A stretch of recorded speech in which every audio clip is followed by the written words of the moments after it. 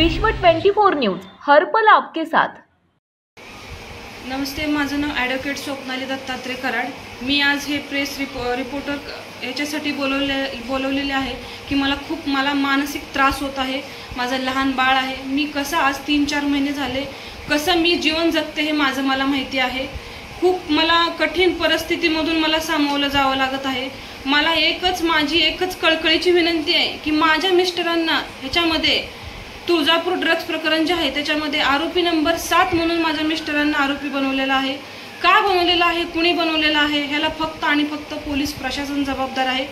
DYSP आणि तामलवाडीचे गोकुळ ठाकूर यांनी माझ्या मिस्टरांना जाणून बुजून ह्या प्रकरणामध्ये इन्व्हॉल्व केलेला आहे, आरोपी बनवलेला आहे।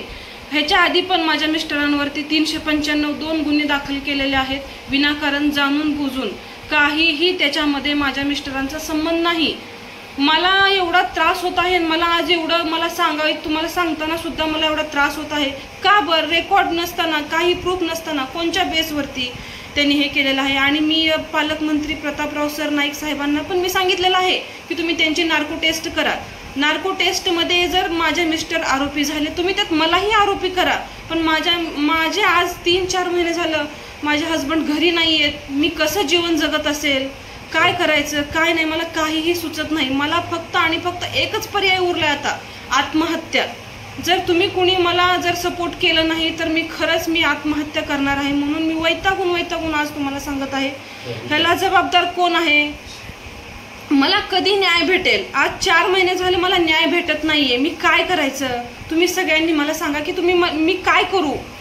माझे मिस्टर कशात सुद्धा इन्व्हॉल्व नाही आहेत। आज 2021 पासून त्यांना काहीही माहीत नाही। मला एकच माझी विनंती आहे, तुम्ही या ड्रग्स प्रकरणामध्ये CID मार्फत चौकशी करावी माझी आणि माझ्या मिस्टरांची तुम्ही नार्को टेस्ट करावी एवढी माझी तुम्हाला विनंती आहे। आणि तुम्ही माझे एवढं जर केलात तर मी तुमच्या आयुष्यभर उपकार विसरणार नाही। माझ्या मिस्टरांना ह्यातून बाहेर काढा।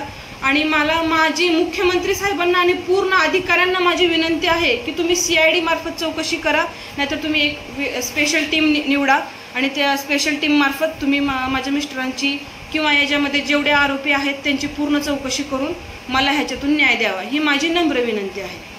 मला सांगा, जर न्याय तुम्हाला नाही भेटलं तर आपली पुढची भूमिका काय आहे? मी आत्महत्या करणार आहे त्याच्यानंतर। आत्महत्येशिवाय मला पर्याय नाही, कारण माझं लव्ह मॅरेज आहे। मला कुणी सपोर्ट करणारं नाहीये।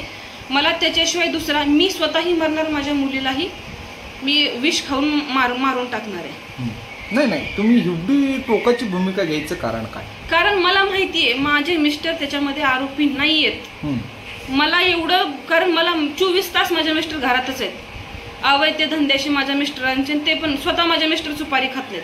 तुम्ही कुठेही चौकशी करा, तुम्हाला समजून जाईल। मग मला सांगा, आपण महाराष्ट्राच्या मुख्यमंत्र्याला काय संदेश द्यायचा? माझा मुख्यमंत्र्यांना एकच निवेदन आहे की तुम्ही प्लीज ह्याच्यावरती CID मार्फत चौकशी करा आणि नार्को टेस्ट करा, एवढी एकच माझी इच्छा आहे। आणि मला न्याय द्या।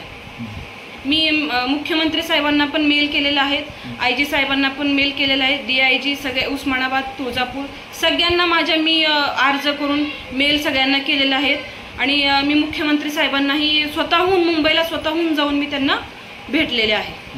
मला सांगा मॅडम, आपण एक ॲडव्होकेट आहात, मला सांगा ह्याच्या मागटलं उद्देश किंवा आता आलेले आपले नवीन SP मॅडम आहेत, त्या मॅडमला आपण काय संदेश द्यायचा? मला एकच माझी इच्छा आहे की मॅडमने ह्याच्यात मला सपोर्ट करावी आणि जे योग्य आहे, जे तथ्य आहे ते मॅडमनी समोर आणावं आणि ह्याची योग्य ती चौकशी मॅडमनी करा। मला आशा आहे की ह्या मॅडम नक्कीच मला न्याय मिळवून देतील। राज्यातील महत्त्वाच्या आणि आपल्या भागातील ताज्या बातम्या पाहण्यासाठी आजच आमच्या विश्व 24 न्यूज चॅनलला YouTube वर सबस्क्राईब करा आणि बेल आयकॉन प्रेस करा।